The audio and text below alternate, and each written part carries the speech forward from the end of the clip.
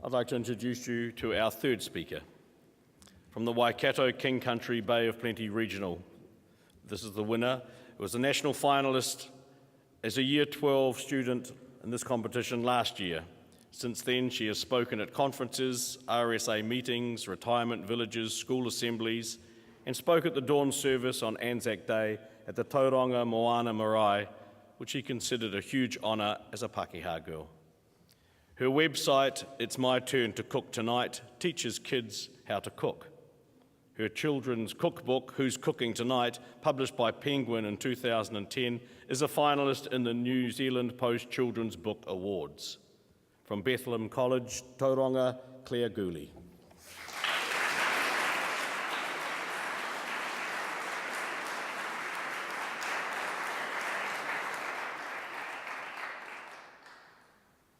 In 1915, the farmhouse was already 60 years old. It was an August morning. A chill lingered in the South Otago air. The front door was ajar. The slight wind made it creak. The smell of home baking pervaded the air. Elizabeth and her daughters had been baking fruitcakes to send to the troops, to Elizabeth's sons. It was a meticulous process. The cakes had to be wrapped in calico flour bags and then packed into kerosene tins.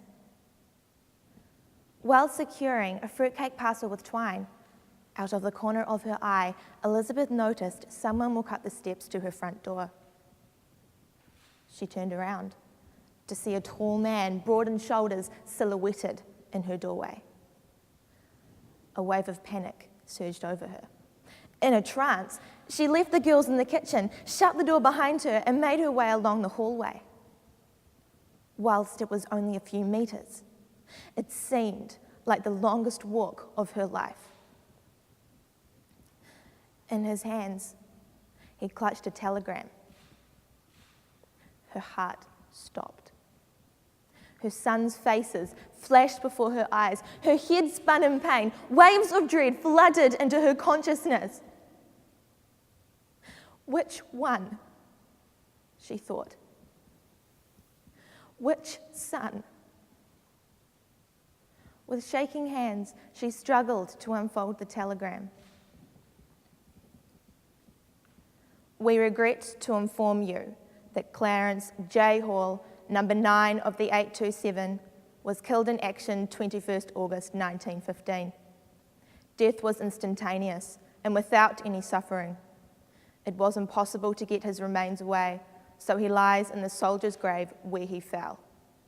I, and the commanding officer, and all the company deeply sympathise with you in your loss. Your son always did his duty and now has given his life for his country. We all honour him in true sympathy. In the war reputed to end all wars, 50,000 New Zealanders were injured. Clarence John Hall was one of the 18,500 that didn't return. On the 16th of February 2011, Private Miller, a New Zealand soldier, was killed in Afghanistan. In Defence Minister Wayne Mapp's words, "The life of every New Zealand soldier is precious, not only to their own family, but also to the wider defence family and to the country that they serve."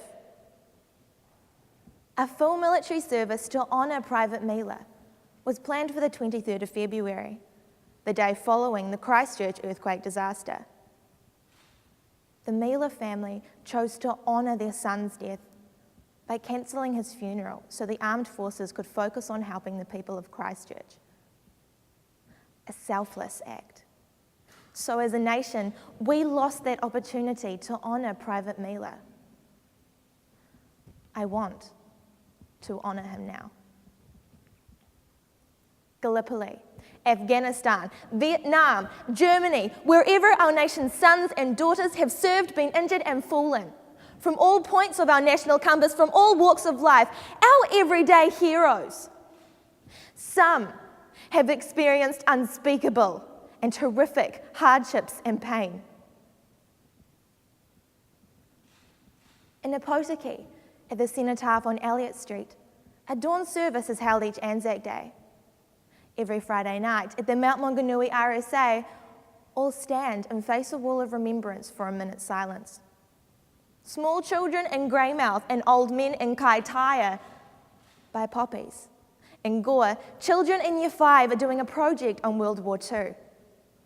The librarian from the Hamilton Library reads war stories aloud to engrossed children.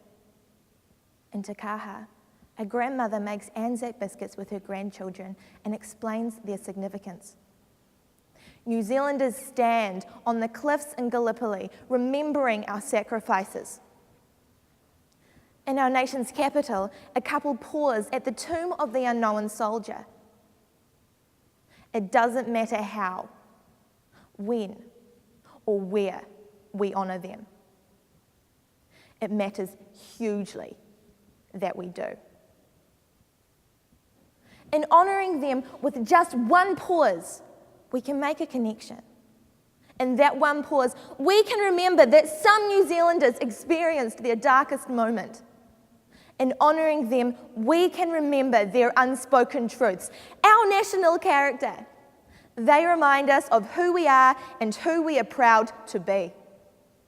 Independent, compassionate, motivated, driven, unpretentious, loyal, honest, and sometimes laconic.